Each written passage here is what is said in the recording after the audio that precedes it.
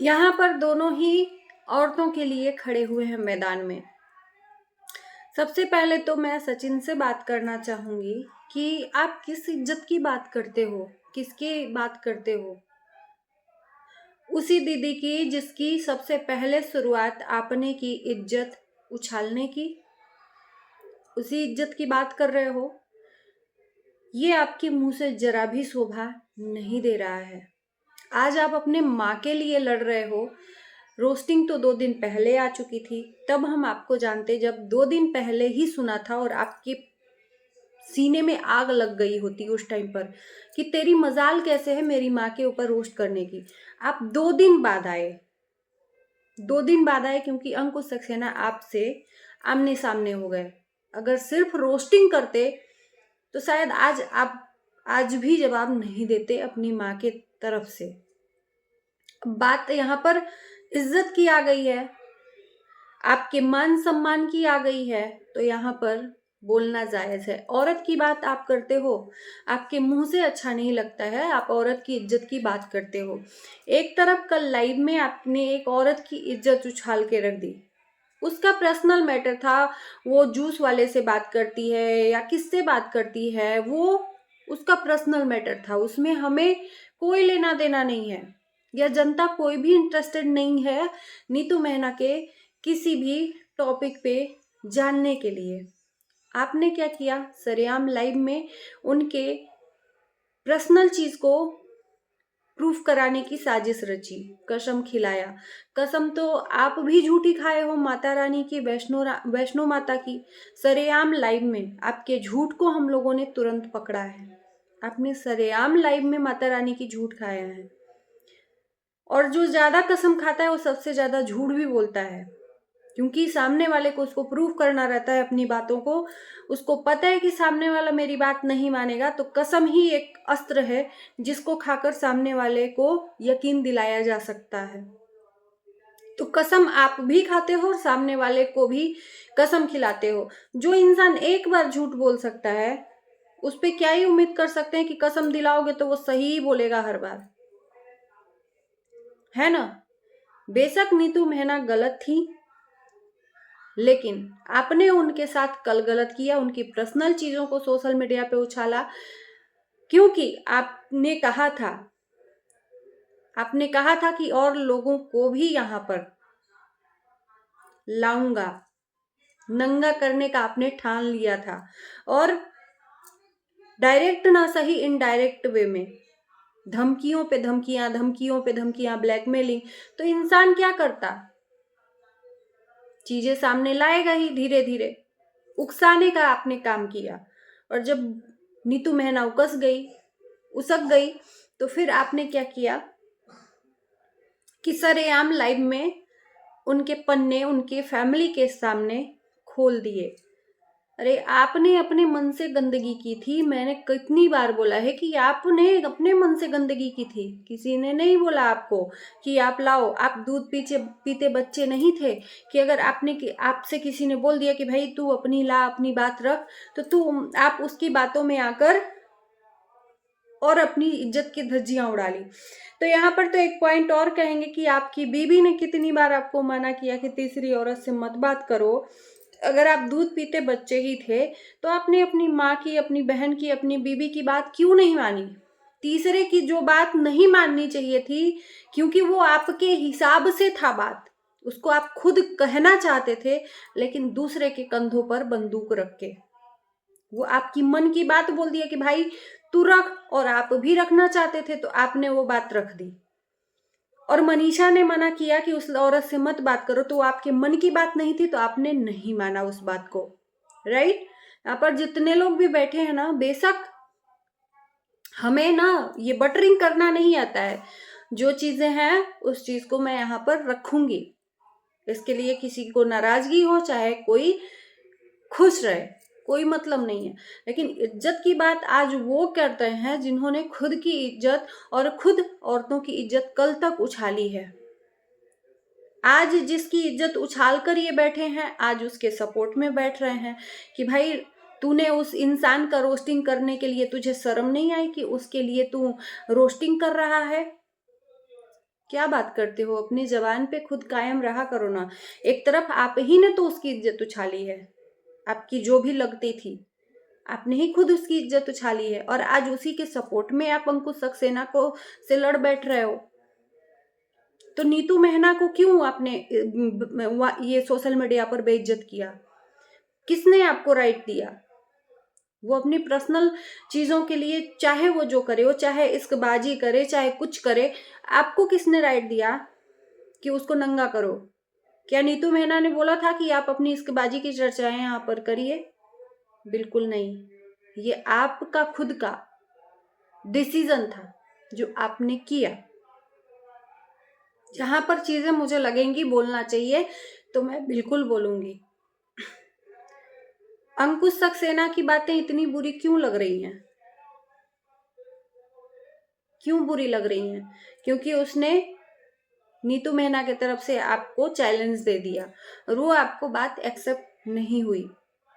सिर्फ यहाँ पर आपको नीतू मेहना गलत दिख रही है, बाकी जिसको आपने नंगा किया था अपने ही लाइव में शुरुआत की थी, वो अभी ठीक लग रही है।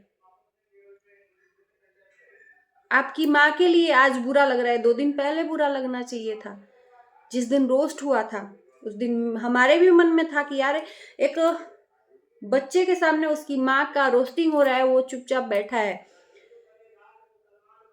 और आज आपको आग लग रहा है कि औकात कैसी है तेरी, नजर डालता है आर्टिफिशियल पे। तो भाई, आप बोल रहे हो कि हमें बोलने का अधिकार है, तुम्हें बोलने का अधिकार नहीं है।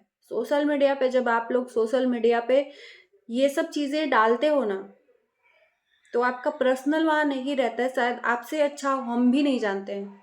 हम तो चंद छोटे थोड़े थोड़े सब्सक्राइबर लेके एक चैनल खड़ा किए हुए हैं, लेकिन आप तो अपने आप में एक बड़े यूट्यूबर हो, हर चीज में अपना एजुकेशन लाते हो। किस काम का एजुकेशन? किस काम का? आज बोल रहे हो कि तेरे पास औकात क्या है? मेरा किसी सपोर्ट नहीं है भाई। मैं जो चीजें कहती हूँ सोशल मीडिया पे देख के वीडियो उसके आधार पर करती हूँ, ना किसी से संपर्क है ना रहेगा। तेरे पास किस चीज की औकात है? इंसान के पास नॉलेज हो, इंसान के पास पैसे हो, इंसान के पास ऐशो आराम, लग्जरी, बेशक आपने लग्जरी घर बनवाया हो, महल बनवा लिया हो, हीरे जवाहरात उसमें जड़वा दिए हो, किस काम के?